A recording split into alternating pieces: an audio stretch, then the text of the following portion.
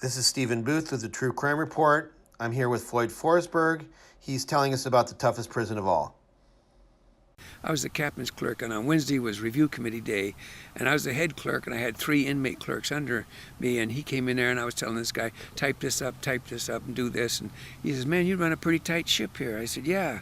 And he says, well, I saw you as the head of the mailroom in McNeil Island. I said, yeah. He says, I saw you as the head butcher at Leavenworth. I said, yeah.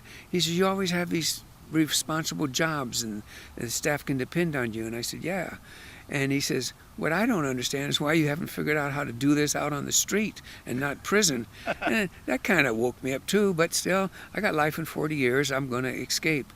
And another one that he gave me, so I was getting near my escape, and somebody snitched it off, and they put us in a hole, but they couldn't find the ladder or the tools or anything, so they let us out the next morning, and he came in the office and says, I thought I had you last night. I said, what are you talking about? Somebody just made up a story. He says, nah. He says, you've been here about 2 years now. He says, you've escaped from some pretty good prisons. You must have figured something out already. I said, no, listen now. I got my appeals going. He's the chief psychologist. I'm not going to tell him that I'm planning to escape. And I said, I'm working on my appeals. I'm going to win my appeals. And he said, and remember, he always sucks me into these things. He says, well, why don't you try to escape from the toughest prison of all?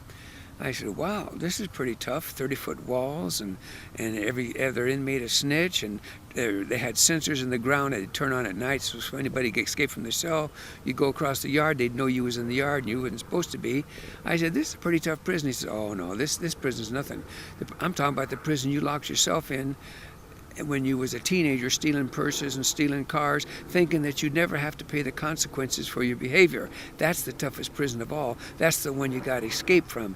Oh, it kind of hit me, but I was still doing that life in 45 years, so I saw no other way except to escape.